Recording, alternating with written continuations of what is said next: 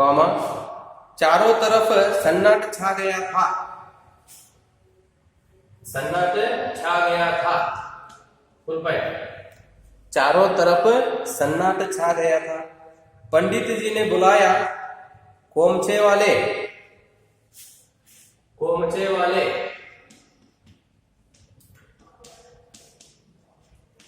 कोमचे वाले, ठीक है, घ्राणवाचक है।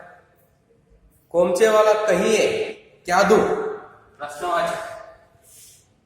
कहिए क्या दूं, प्रश्नवाचक है। भूख लग आई ना, उपाय। अन्न जल छोड़ना साधुओं का काम है, उपाय। सॉरी कॉमा, साधुओं का काम है, हमारा आपका नहीं, हमारा आपका नहीं, उपाय। मोटेराम,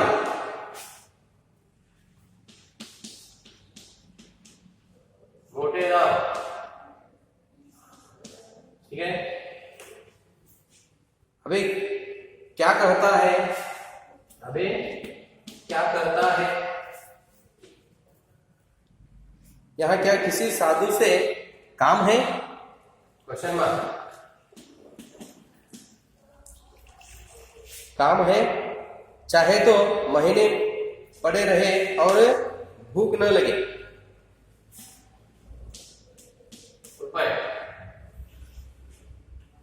तुझे तो केवल इसलिए बुलाया है कि जरा अपनी कुप्पी मुझे दे।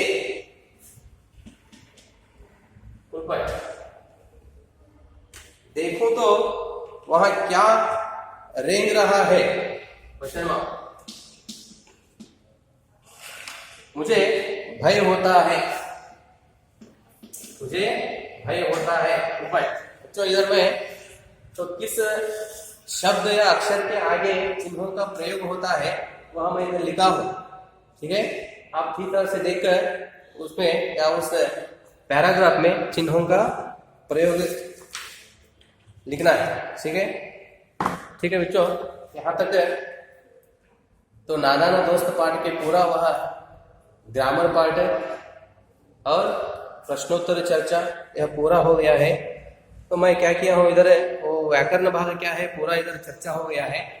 तो अब प्रश्न है, प्रश्नों का उत्तर आप ही क्या करना है, वो पाठ पढ़कर लिखना है। धन्यवाद बच्चों। गुड मॉर्निंग बच्चों। K R Lakkam memorial CBSE school Mudhol आपको स्वागत करता है।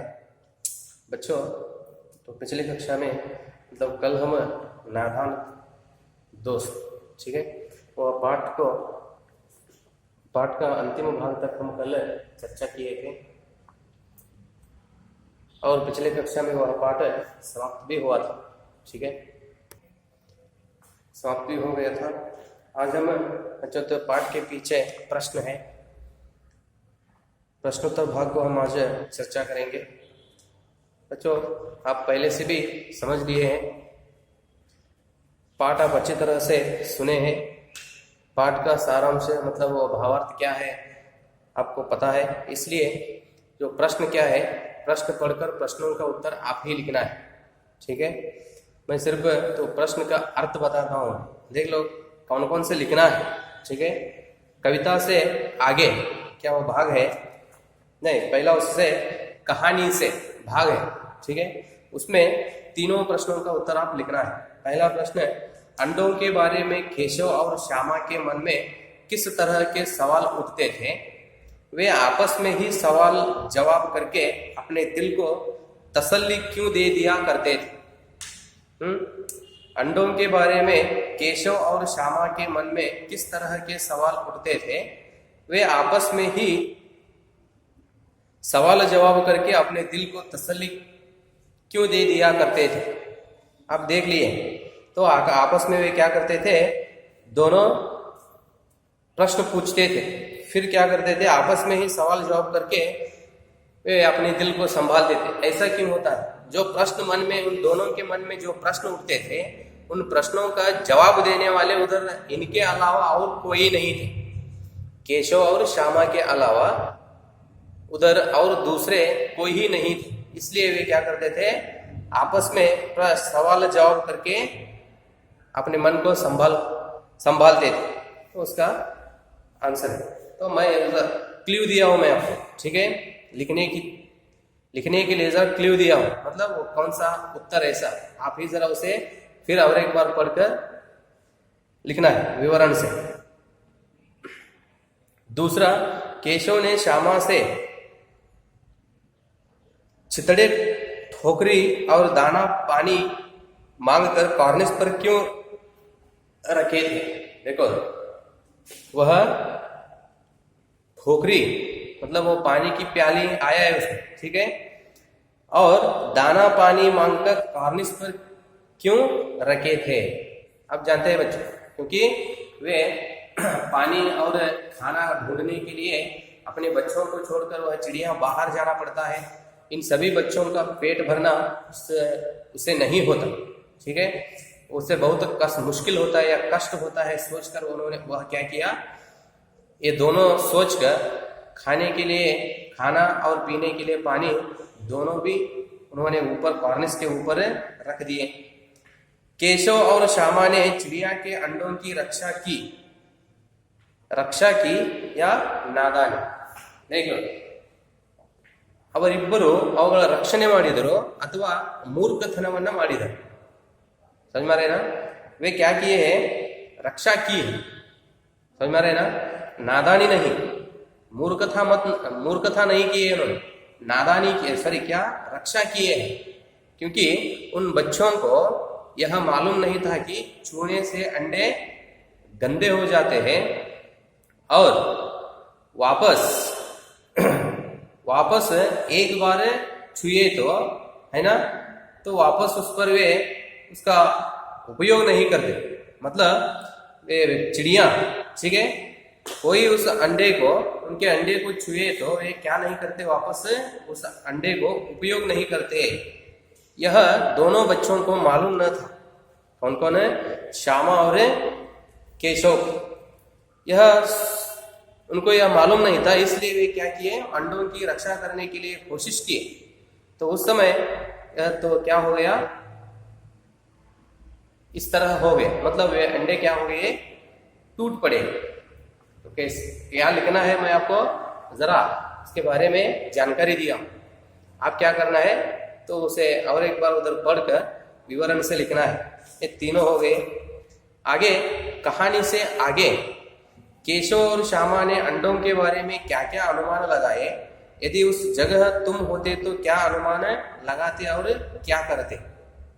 माँ के सोते ही केशव और श्यामा दोपहर में बाहर क्यों निकल आए।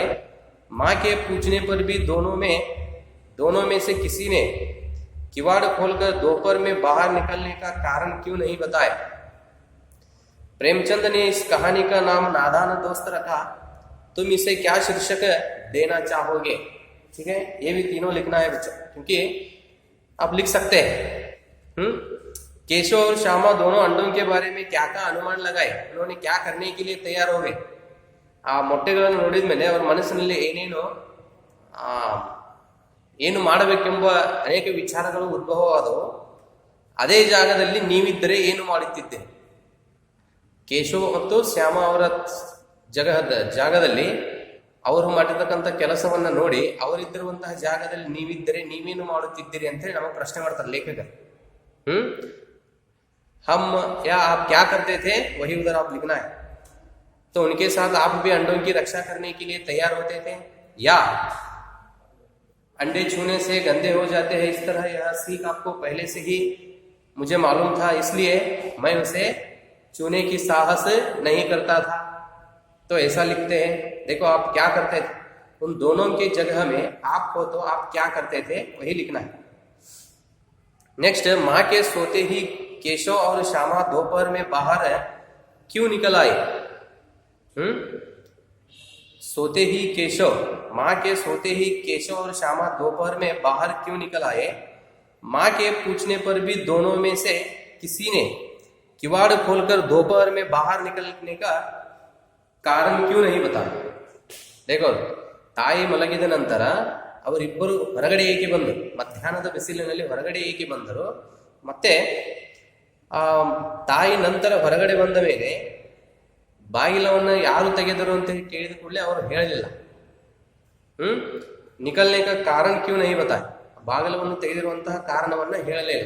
ಏಕೆ, क्यों नहीं बताया. दोनों दोपहर के समय में क्यों बाहर आए उन्होंने, तो अंडों की रक्षा करने का वह एक सोच उनके सिर में क्या हो रहा था, वो पुनरावर्तन हो रहा था. इसलिए तो उनकी रक्षा करना है सोचकर, मतलब उनको धूप लगेगा सोचकर वे बच्चे क्या करने, वे बच्चे घर से बाहर आ गए दोपहर के समय. और माँ आने के बाद वे बच्चे कारण नहीं बताए, क्योंकि माँ डांटेगा या मारेगी सोचकर दोनों कारण नहीं बताए. प्रेमचंद ने इस कहानी का नाम नादान दोस्त रखा. तुम इसे क्या शीर्षक देना चाहोगे. ठीक है, आप मन पसंद एक शीर्षक, शीर्षक मतलब हेडिंग, पाठ का हेडिंग आप क्या देना चाहते हो आप लिखना है. ये क्या है, अनुमान और कल्पना, ये क्या है, भाग है, ये छोड़ दो बच्चों. आगे भाषा की बात, तो व्याकरण भाग है. आप क्या करना है, लिखना है व्याकरण भाग में. क्या कहते हैं, श्यामा माँ से बोली, मैंने आपकी बातचीत सुन ली है. ऊपर दिए उदाहरण में मैंने का प्रयोग श्यामा के लिए और आपकी का प्रयोग माँ के लिए हो रहा है. जब सर्वनाम का प्रयोग कहने वाले, सुनने वाले या किसी तीसरे के लिए हो तो इसे पुरुषवाचक सर्वनाम कहते हैं. नीचे दिए गए वाक्यों में तीनों प्रकार के पुरुषवाचक सर्वनाम के नीचे रेखा खींचो. देखो उन्होंने क्या कहते हैं, सर्वनाम किसे कहते हैं, संज्ञा के बदले में, संज्ञा के जगह बदले में उपयोग होने वाले शब्दों को हम क्या कहते हैं, सर्वनाम कहते हैं. सर्वनाम के भेद हैं. ठीक है, पुरुषवाचक सर्वनाम, प्रश्नवाचक सर्वनाम. ठीक है, तो इस तरह उदाहरण के लिए बता रहा हूं मैं. ये सभी क्या है, सर्वनाम के भेद. उसमें तो पहला पुरुषवाचक सर्वनाम क्या है, उसमें फिर और 3 भाग आते हैं. कौन कौन से, उत्तम पुरुषवाचक सर्वनाम, नेक्स्ट मध्यम पुरुषवाचक सर्वनाम, और तीसरा अन्य पुरुषवाचक सर्वनाम. ये तीनों एक आप नीचे उन्होंने एक पृष्ठ दिए हैं, ठीक है, या एक गद्यांश दिए हैं. ये तीनों पुरुषवाचक सर्वनाम के उदाहरण उसमें है. आप क्या करना है, उनके नीचे रेखा खींचना. देख लो, एक दिन टीपू और नीलू यमुना तट पर बैठे शाम की ठंडी हवा का आनंद ले रहे थे. तभी उन्होंने देखा कि एक लंबा आदमी लड़खड़ाता हुआ उनकी ओर चला आ रहा था. पास आकर उसने बड़े दयनीय स्वर में कहा, मैं भूख से मर जा रहा हूं, क्या आप मुझे कुछ खाने को दे सकते हैं. इसमें तो उन्होंने क्या कहते हैं, मैंने ऊपर के गद्यांश में मैंने आपकी, ठीक है, ये क्या है, प्रयोग हो रहा है दूसरों के लिए, मतलब माँ के बारे में समझाने के लिए उन्होंने मैंने का प्रयोग श्यामा के लिए और आपकी का प्रयोग माँ के लिए. तो उसी तरह इधर नीचे तो उत्तम पुरुषवाचक और मध्यम और अन्य पुरुषवाचक के 3 भाग है. तो तीनों भागों के लिए इसमें उदाहरण है, आप उसके नीचे रेखा खींचना है. ठीक है, क्या है, देख लो. उन्होंने, नेक्स्ट उनकी, उसने और आप मुझे, ये क्या है, वो तीनों उदाहरण के लिए, तीनों भेद के लिए उदाहरण है. उसमें आप क्या करना है, अलग करके लिखना है. पहला कौन सा है, पुरुषवाचक सर्वनाम के भेद है ना. पुरुषवाचक सर्वनाम है ना. तो इसमें पहला भाग क्या है, उत्तम पुरुषवाचक.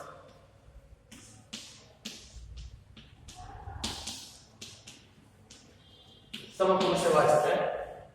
इसके से होते हैं उदाहरण है मैं और मुझे, मैं और मुझे। उत्तम पुरुषवाचक का वाक्य यह है कि वक्ता या लेखक, वक्ता मतलब भाषण देने वाला कहते हैं ना, वक्ता या लेखक अपने आप को, खुद अपने आप को दर्शाने के लिए जिन सर्वनामों का उपयोग करता है हमें क्या कहते हैं? उत्तम पुरुषवाचक सर्वनाम कहते हैं। आगे दूसरा कौन सा है? मध्यम, मध्यम पुरुषवाचक। एक कौन से है? आप, आप।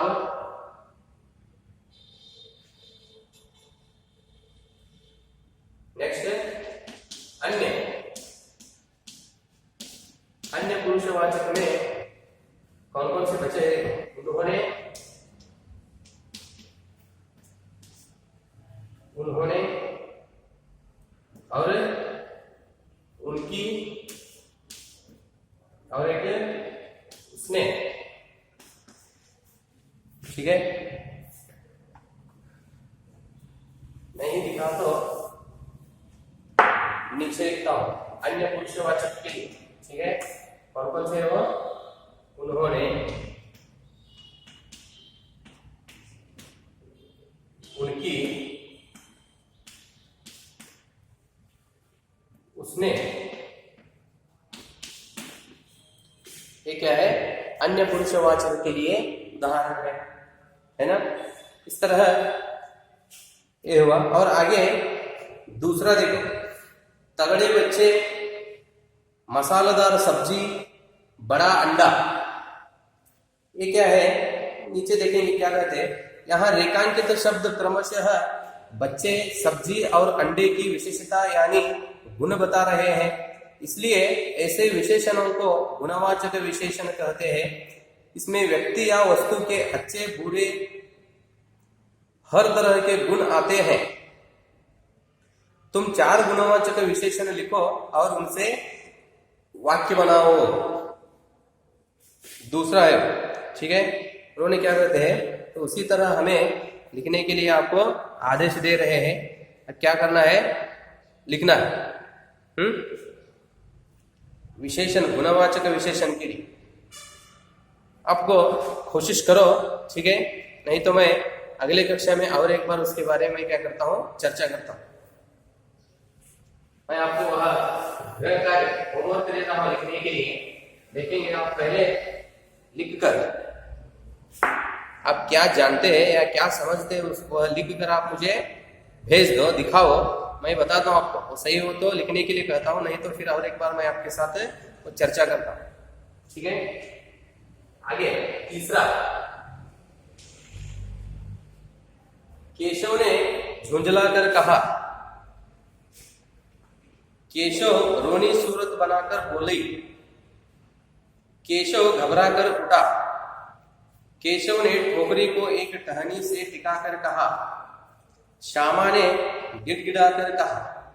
ऊपर लिखे वाक्यों में रेखांकित शब्दों को ध्यान से देखो। ये शब्द रीतिवाचक क्रिया विशेषण का काम कर रहे हैं, क्योंकि ये बताते हैं कि कहने, बोलने और उठने की क्रिया कैसे क्रिया हुई। कर वाले शब्दों के क्रिया विशेषण होने की एक पहचान यह भी है कि ये अक्सर क्रिया से ठीक पहले आते हैं। अब तुम भी इन 5 क्रिया विशेषणों का वाक्य में प्रयोग करो।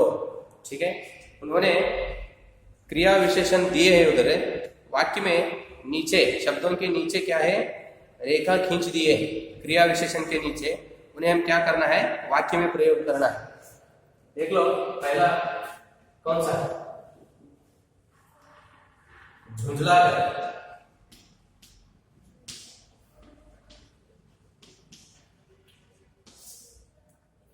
झुंझलाकर। भाई ने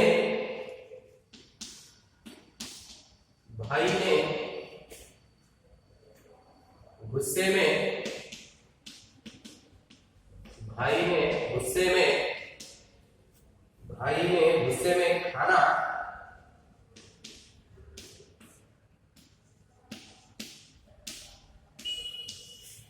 झुंझलाकर फेंक दिया, झुंझलाकर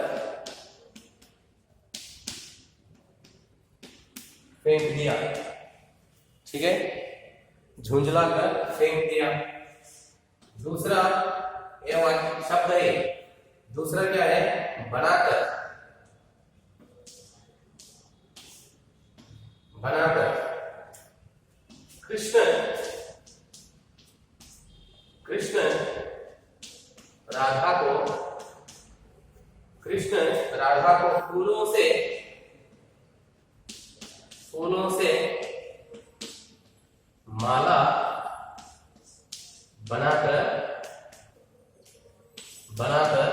दिया। माला बनाकर दिया। तीसरा घबराकर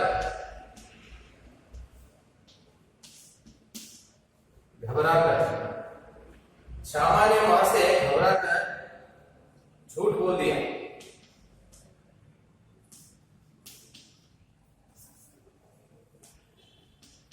श्यामा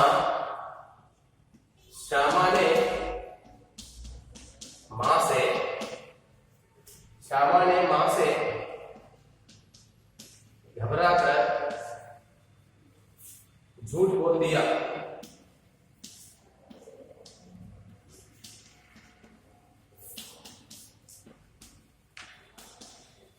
झूठ बोल दिया।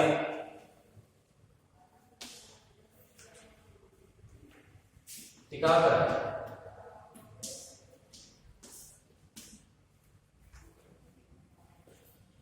दादाजी अपने डंडे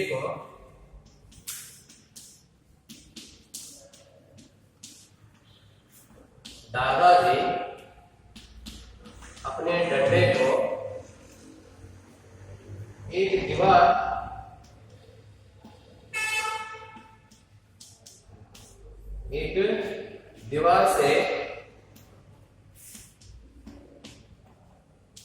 से टिकट कर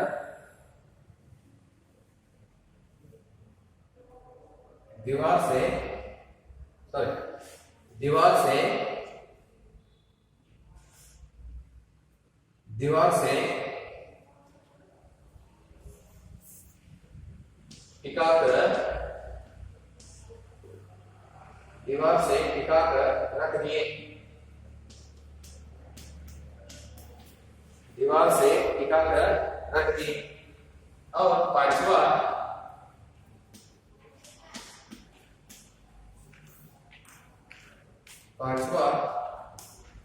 गिड़गिड़ाकर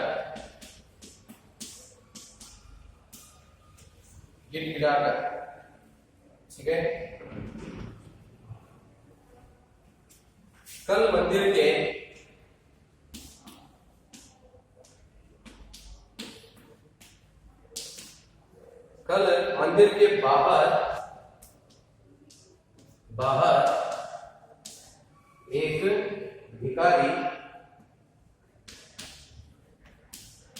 मंदिर के बाहर एक भिखारी गिड़गिड़ाकर भीख मांग रहा था।